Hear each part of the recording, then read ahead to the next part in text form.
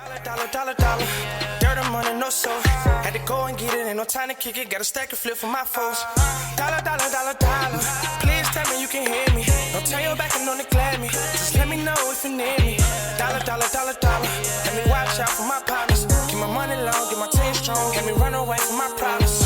Yo, what's good, original crew, man? We're back. Hey, we're back on the channel, man. We got another baller for us today. Got your notepad ready? This mystery unraveled in a blog post.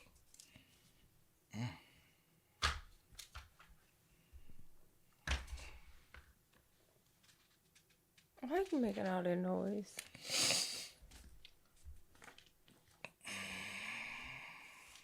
Hey, make sure y'all check out the links in the description box. Down below. You already know where to go. If you want to first support, all you gotta do is check out down below. Also, if you enjoyed today's video, look at it with a thumbs up. we highly appreciate it. Also, if you're new around here, haven't already, hit the subscribe button. Join the family, join the fun. That's what I use. Sorry. What you laughing at? Because you stupid. How am I stupid? Just because you ain't got no radio voice? That's your radio voice. That was your radio voice. Oh, no. Yes, it was. No. My radio voice is actually way more high pitched. Okay. Let's get into the video. Yo, I hope not. Come on. Yo, also, we got to give a shout out to the comment of the day. Shout out to you. Oh, my mind is so like this. But with that being said, let's get into it, y'all. Let's check it out. Let's see what it's about. Ready? Yeah, I'm ready. Let's go. Today's story is about a fiction writer who used her own life as inspiration for her books.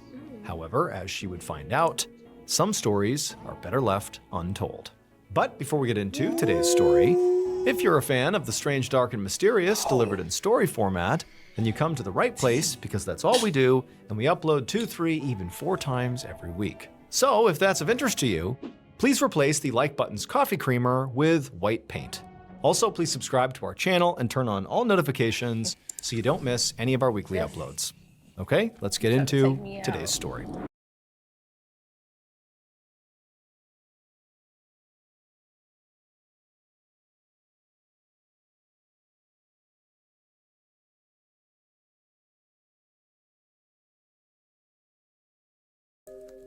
On the night of June 1st, 2018, 68-year-old Nancy Crampton Brophy sat in bed with her computer on her lap in the home she shared with her husband in the suburb of Beaverton, Oregon.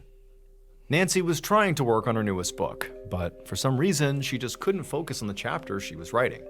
So Nancy was a romance writer who had actually finished 11 novels, and she also ran a blog with some other romance writers who lived in the area. Now, writing really was Nancy's passion, and she'd been doing it her whole life. But despite that, she really had not made any real money from writing. She'd never gotten a legitimate publisher to buy one of her books, so those 11 novels she did, well, they had to be self-published and basically had to be free online for anybody to read them. And so, in order to keep on writing, she had to have a day job to pay the bills. In the past, she'd run a catering company, but now she worked for Medicare. However, despite not having made it big, at least not financially as a writer yet, it didn't deter Nancy. I mean, she was totally motivated to keep on writing because she believed that, the next thing she wrote was going to be the thing that finally made her a bestseller and made her famous and financially stable on her writing. However, tonight, Nancy just felt completely stuck. She could not think of what to write next. So she leaned back into her pillow and just thought about what her character was going through and tried to think if she'd ever gone through anything similar that might inspire, what would need to happen next in the story. So these romance epics that Nancy wrote were very over the top, but she did draw a lot of inspiration from her actual personal life. Most of her work featured very powerful women and had similar themes like freedom and strength and love because Nancy really valued all those things in her own life. The other things all her books had in common was they always had happy endings. And Nancy knew all about happy endings because in some ways, she was living one. Nancy and her husband, Dan Brophy, had been married for almost 25 years. They had both been married before, and Dan actually had a son and granddaughter from his first marriage.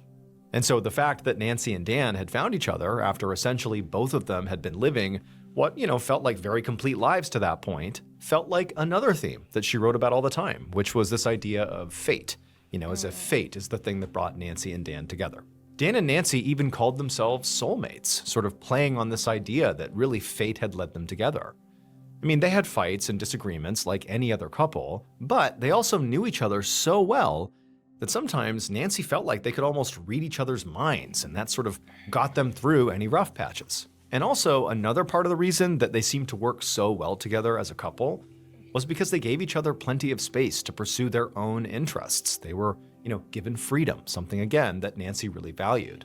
And so for Nancy, her sense of freedom, her sense of, being able to pursue what she wanted to, meant shutting herself away every evening in their little attic bedroom for hours and hours to write.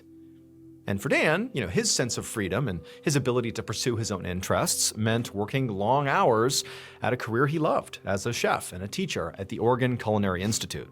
Just like Nancy was sort of obsessed with writing, Dan was obsessed with food and cooking. And when he was not in a kitchen, he was often out in the backyard of his and Nancy's house, raising chickens and working in his garden, or maybe on a trip into the Oregon woods to forage for mushrooms. But tonight, despite how happy Nancy's life was and how secure she felt in her own relationship, none of that really mattered relative to what she was trying to do, which was write this book. She just was not able to do it. And as she continued to struggle with writer's block, her mind kind of spiraled off into more sort of pessimistic thinking, and she began thinking about, the money problems that recently had begun to take a toll on both her and Dan. Neither Nancy nor Dan had ever made particularly high salaries, and their finances had always been pretty tight, so that was kind of normal for their relationship. But about 2 years ago, they'd gotten really behind on credit card debt, and that extra debt threw everything else out of whack, and at one point they actually had not even been able to afford their mortgage. Now, realistically, things were actually more under control now. Nancy and Dan had taken a chunk of money from Dan's retirement account to pay off some of this debt, and they'd also made the decision to sell the house they were in now, and downsize, which Nancy actually was kind of excited about. With these lower overhead costs, it would likely mean that she would get to quit her day job and just pursue her passion, writing, and also pursue being the best grandmother she possibly could be. So in a way, things were starting to look up, at least in terms of, their financial situation. But Nancy knew, especially tonight, that she couldn't just forget about the fact that they had these problems. She couldn't just pretend they weren't there. In fact, tonight, the reason Dan was not home when normally he would be is because recently Dan had picked up a second job cooking for an assisted living facility, and he had picked it up to help pay off this debt. So it really was sort of beginning to infect their whole lives, this debt. He was working for a friend of theirs. It was a woman whose name was Tanya Medlin. And the job wasn't bad exactly, but it definitely was not Dan's dream job either. But just then, as Nancy's having all these kind of conflicting and sort of bad thoughts, she heard the front door open and realized that Dan must be home. So she slammed her laptop shut, figured she would attack this later, and she went downstairs to meet him. Nancy got to the front door just as Dan was taking off his boots and coming into the house. And she quickly gave him a kiss and asked how his shift went. But Dan just kind of grunted and said, fine. And then he disappeared into the kitchen to make some food. Dan had always been a pretty gruff person, but to Nancy, it was sort of part of his charm. He was blunt and a little socially awkward, but his love language was food. And so he made her elaborate meals to show her that he cared about her, and she knew that. Nancy did know that other people didn't really understand Dan and often took his mannerisms and gruffness the wrong way. In fact, at the last school where he taught, he'd gotten fired because of his bad attitude. And at the Culinary Institute where he was currently teaching, a group of students had complained that he was way too tough and had impossible standards. Now, Nancy did worry about this. She understood Dan, she knew what he was like. But the reality here is that if he loses his job or multiple jobs here, they're going to be in a bad spot financially. And again, they have these financial problems that they're working through, but that would be really bad. And then also on top of that, this was sort of buried in the back of Nancy's mind, is she had this fear that, Dan was going to upset the wrong person. It just seemed like he kind of made people mad everywhere he went. And who knows? A student could snap and try to hurt him. And so maybe it was just the stress kind of coming through as she can't write and they have money problems. But on this night, she just had this feeling of I hope he's going to be okay here. I hope he isn't going to make more people mad and jeopardize his own safety. And so Nancy goes to Dan in the kitchen and she kind of tries to lighten the mood and just like ask him how the day went, nothing too crazy. But she noticed that Dan's attitude was really bad. Like even by his standards, he was really being quite rude. And Nancy knew that very likely the reason for this is because he had to work the second job because they were in debt. And so Nancy tried to be understanding, but as Dan got grouchier and grouchier over the course of the next few minutes, Nancy just started to feel like he was being rude to her and it was totally unnecessary. And it's like, she's in this with him. Why are you treating me so badly? Eventually, Dan finished making his snack and it was big enough that he put some on a plate for Nancy as well and he handed it to her. And this made Nancy smile, even though she was kind of annoyed with Dan. Because it felt like, oh, the old Dan's back. Giving me food is his way of showing me he loves me. And so they ultimately sat down together and they ate and they chatted a little bit before Dan said, "I'm tired, I'm going to bed."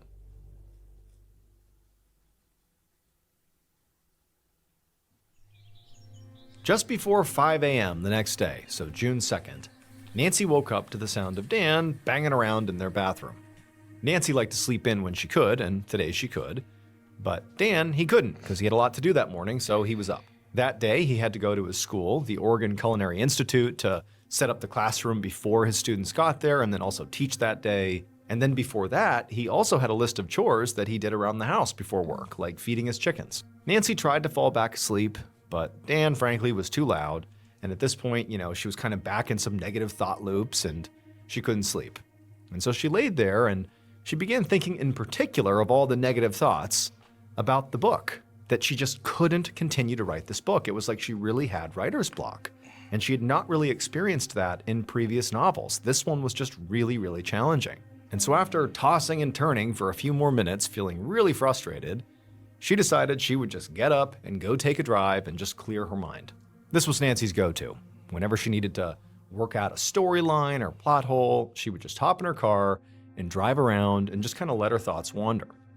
And this morning, she knew exactly where she wanted to go. She wanted to go to this very beautiful neighborhood with streetcar tracks and tree-lined roads in the nearby city of Portland. So up and out of bed she got. She found Dan in the bathroom and said bye to him, and then she went outside, got in her car, and she was off. Less than 20 minutes later, and Nancy was in Portland. In particular, she was in the neighborhood that she thought was beautiful, and it was this area near a place called Washington Park. And so it's got beautiful foliage, and there's all these beautiful homes, and it's just this wonderful area. And she's driving around, just kind of looking out the window, enjoying herself. And then she had this sort of pang of jealousy, because Dan's school, where he worked, was roughly in this area. And so he got to go through here every morning, and she suddenly felt like, man, I wish I could do that. However, as she continued to drive around Portland, she began to see other sides of the city that she herself did not necessarily think were so great. In particular, she drove through an area where there were all these tents on the streets, where people who were displaced or potentially homeless, that's where they were living. And, they were making the best of it, but from her perspective, this represented danger. And in fact, there'd been a whole lot more drug and criminal activity in this area lately that sort of coincided with more and more of these tents popping up around town. And this had actually really bothered Dan. He was worried about this. However, the way Dan had responded, ultimately, beyond just telling Nancy about his concerns, is he had recently started this outreach program where he took extra food from his school and he gave it to a local church to help feed the homeless. Now, Nancy and Dan both thought this was a great idea, and it seemed like, giving back in that way was exactly the right way to respond to what really amounted to a homelessness crisis in the city. But for Nancy, who worried about Dan, she couldn't help but feel like, I kind of wish he wasn't really getting involved. Like, I don't really want him in this part of town. I want him home and safe, or just at his school and safe there. And she just had this growing sense of dread that something was going to happen to Dan. But as Nancy is having seemingly like 10 thoughts all at once in all different directions, she suddenly has an epiphany. She has this moment of absolute clarity about how to write her book. It was like all these elements came together and were showing her the way. And so in an instant, she turned back around and she drove back home to get to work.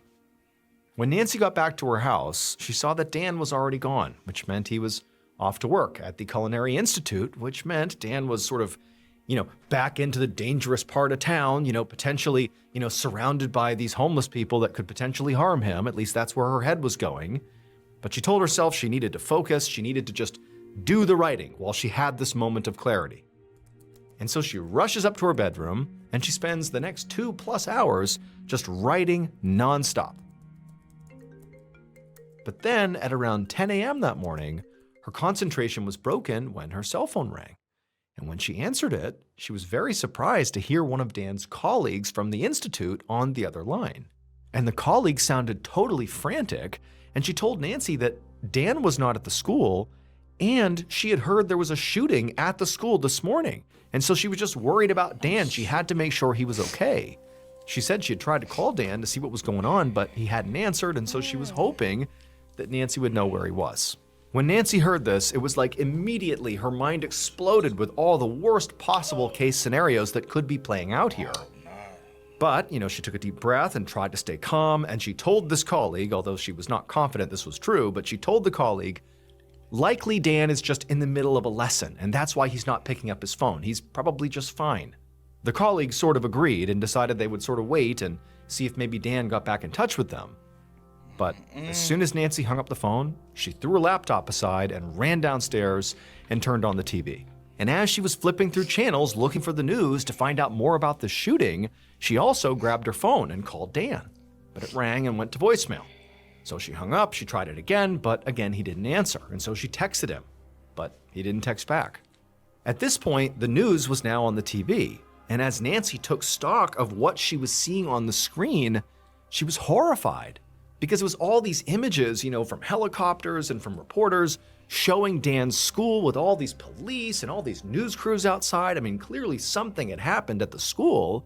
And she had just spoken to the colleague who said there was maybe this shooting. And so she raised the volume to see if they would maybe say, was it a shooting? Did somebody get shot? Who got shot? Who did the shooting? What happened? But nobody was saying anything that clarified it, just that something had happened at the school. And so at this point, Nancy couldn't wait any longer. She grabbed her keys, rushed out to her car, and she sped towards Dan's school. Less than 20 minutes later, Nancy drove through that same beautiful neighborhood that she had been in that morning in Portland. But this time, instead of admiring the scenery, she was laser focused on trying to find out if Dan was okay. She was calling and texting him, and she was cycling through the radio to hear any news broadcast about what had actually happened here, to make sure Dan was not involved in it in any way. But at this point, all she had learned from the news was that there really had been a shooting at the Oregon Culinary Institute. But that was it. There was no other information. And so by the time Nancy actually got to the school, she was such a nervous wreck. She was so anxious. She was nauseous. Her hands ached from having white-knuckled the steering wheel on the drive over. I mean, she was a mess. As Nancy looked around, all she saw was the sea of police officers and other first responders, and all this crime scene tape had been put out, and all these reporters. I mean, it was total madness. But in the chaos, and despite her anxiety, Nancy was able to identify a couple of people in this big crowd that she recognized. They were colleagues of Dan's. And so she rushed over to them to ask them questions about where her husband was, what's going on. But as she ran up some stairs to get over to these other colleagues, they saw her coming and all of them just kind of looked away, like they couldn't look her in the eye. Nancy didn't know what to do, but clearly picked up on the signal. And so instead... Why because his colleague calls her. One of them. I'm just saying, I said his Oh, sorry. Go ahead. still calls her. To try to see where he's at. Why didn't the colleague possibly call her back and inform her? I don't know. That I kind of got an idea, but I hope I'm not right. I pray I'm not right in my head, man. They saw her coming and all of them just kind of looked away, like they couldn't look her in the eye. Nancy didn't know what to do, but clearly picked up on the signal, and so instead of talking to them, she turned course and went to the nearest police officer, and she said, "My name is Nancy Crampton Brophy. Dan Brophy is my husband. He works here. I can't get in touch with him. Is he okay?" And as soon as she said this, the officers told her to just wait right here. They'll be right back. And then Nancy, she's standing there as these officers leave, and they come back with these two other men who are wearing dark suits. And those men walk up to her and they introduce themselves and they say, "Nancy, we're homicide detectives." And that her husband, Dan Brophy, was the man who was shot on campus and that he was dead. That's not wild. The next few days went by in a blur for Nancy. She spent basically half her time crying and grieving, and the other half being the person that was sort of in charge of delivering the bad. For my Facebook friends and family, I have sad news to relate. My husband and best friend, Chef Dan Brophy, was killed yesterday morning. For those of you who are close to me and feel this deserved a phone call, you are right, but I am struggling to make sense of everything right now. There is a candlelight visual at Oregon Culinary Institute tomorrow, Monday, June 4th at 7 p.m. While I appreciate all of your loving responses, I am overwhelmed. Please save phone calls for a few days until I can function, especially with her. Yo, that's tragic, bro. So sad. News to friends and colleagues and family about what had happened to Dan. And the reality was, what happened to Dan was still very much up in the air. I mean, the only thing detectives knew at this point was that Dan had been found dead by his students in the kitchen after being shot twice, and that's what killed him. Shot twice? But the school actually didn't have good security camera footage, and so there was no footage to try to indicate who could have come into the classroom and killed him and then left. Right. It was like they didn't really have any good leads, they didn't have any good evidence, and in many ways, it was just this big mystery that didn't appear like it was going to get solved anytime soon. Now, Nancy certainly had her own theory. I mean, she felt like she knew Dan rubbed people the wrong way, and she always had this kind of, basic concern that he was going to make the wrong person mad and they were going to just snap and hurt him someday. And that was definitely a worst case scenario, but here she is, her husband's been killed, he's been shot to death. And so that's what she thought had happened. Maybe it was a student who went crazy and snapped and killed him, or the fact that there was this, burgeoning homeless crisis in Portland and that he was often, or at least recently, interacting with homeless people. And she kind of equated that to being in danger due to the rising drug and criminal activity that was popping up in Portland. And so she had this theory that, basically he had rubbed shoulders with the wrong people and they had killed him over it. She had no way to prove it, but that's what she thought. But instead of really dwelling on what happened to her husband, the reality is over the couple of months following her husband's death, Nancy's life basically fell apart. She wasn't able to focus on anything. It was like her mind had gone blank. It was so traumatic what had happened to her. And so as a result, she couldn't write, so she didn't do any writing. And she also couldn't work. She had to quit her day job because she just could not concentrate on anything. Eventually, Nancy did decide that she would go through and try to sell the house, basically do the plan that she and Dan had thought of to sell it and downsize to get rid of some of this debt. But then she discovered her name was not actually on the deed to the house, and so she couldn't sell it because it technically really wasn't hers. Yeah. And so now the bank was likely going to foreclose on it because she couldn't afford it. And so again, Nancy's life is just completely upside down. She's totally in debt. She's facing financial ruin. Her husband's been killed. The police have no suspects, no leads. It seems like the case is just going to go cold. And so Nancy just didn't even know what to do. I mean, she was surrounded by friends and family that were there to support her, but there was nothing that anybody could reasonably do to lift her out of this horrible situation she was in. Fast forward to September 5th, so 2 months after Dan had been killed. And Nancy was on her way back to her house, the house that she still couldn't sell, and she had by this point sold a lot of stuff inside of the house just to pay the bills. And she still wasn't working, and she had tried writing a little bit, but still it was like her mind was just blank at this point from all the trauma. And she's on her way home from some errands, and she pulls into the driveway, and as she gets out of her car, she hears another car pull in behind her, and she turns and she sees it's a police cruiser. Now, she had had several interactions with police pretty much immediately following the death of her husband, but for the most part, she didn't really see police officers all that often. And so these two detectives get out of the vehicle and they walk up to Nancy. And so Nancy, she's looking at them expectantly, like clearly this has to do with Dan. Why else would you be here? But she's wondering, maybe there was a break in the case, maybe there's a promising new lead, or they just want to talk to her. She didn't know, but she just stood there and they walked up to her and they told her that there has been a huge break in the case. Okay. They found something on the internet that points to exactly who Dan's killer is. It would turn out Dan's killer had actually confessed to their crime on the internet more than a decade before it happened. The killer literally wrote about how all they think about is murder, and that you have to be organized and ruthless and very clever to commit murder, and that, the thing they know about murder is that everybody has it in them if they're pushed far enough. But the most damning thing about the confession was that the killer posted it on a romance blog under the title, How to Murder Your Husband. Dan's killer was his own wife, Nancy. After she wrote that blog post, Nancy would spend the next 10 plus years writing romantic thrillers about powerful women who fell in love and then murdered their enemies. What? Now, to be clear, Nancy really did love Dan, and she did think they had this beautiful life together. But Nancy ultimately loved writing more than she loved Dan.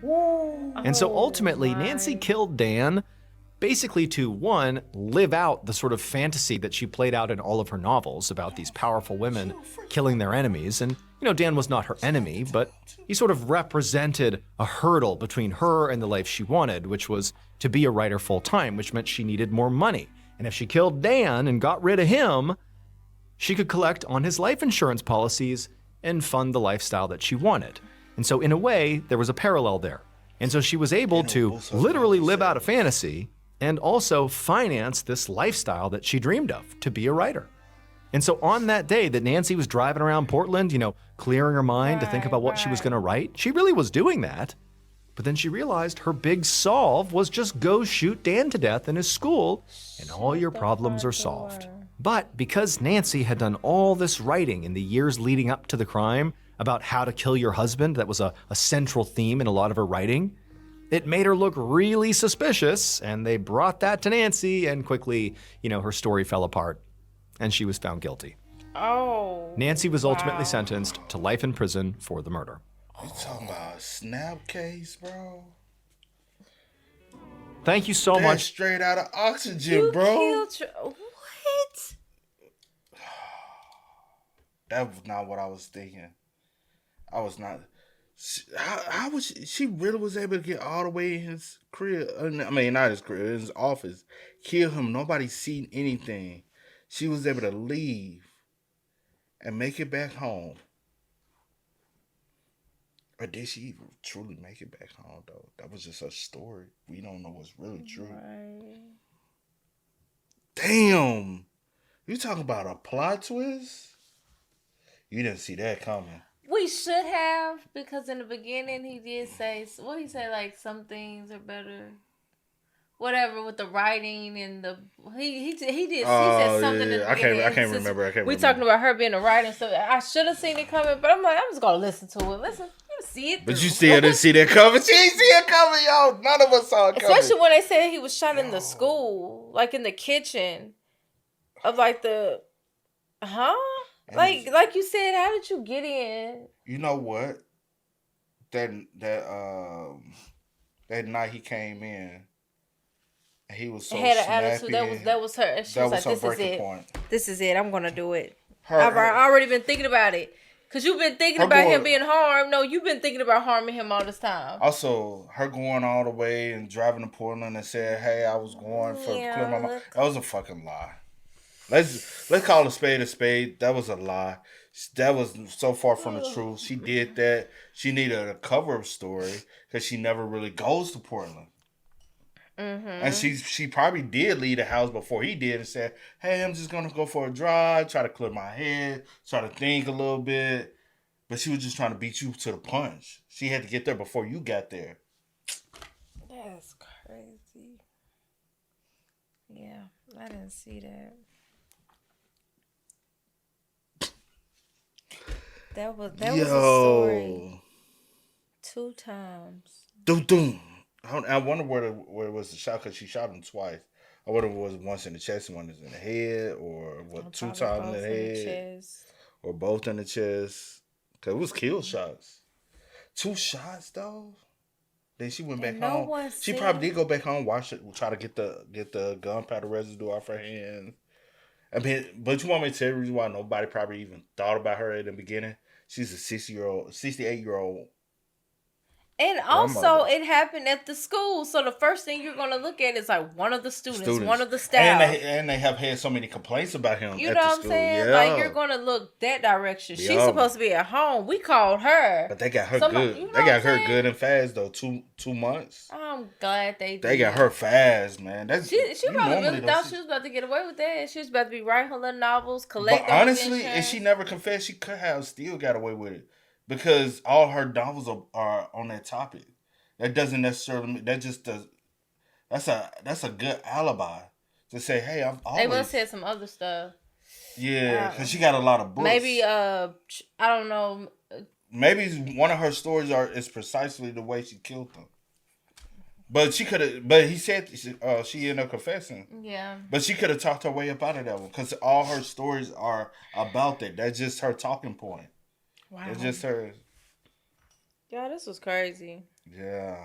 Rest in peace to Dan. Yeah, that's sad, bro. Yeah. The kids and grandkids. Y'all spend what's up, man. Let us know y'all thoughts in the comments down below for us. But until next time, y'all know how it go, man. I do go by the name DJ New Kid Assist. We are. We are. No time to kick it, got a stack of flip for my foes. Dollar, dollar, dollar, dollar. Please tell me you can hear me. Don't turn your back and don't neglect me. Just let me know if you need me. Dollar, dollar, dollar, dollar. Let me watch out for my partner.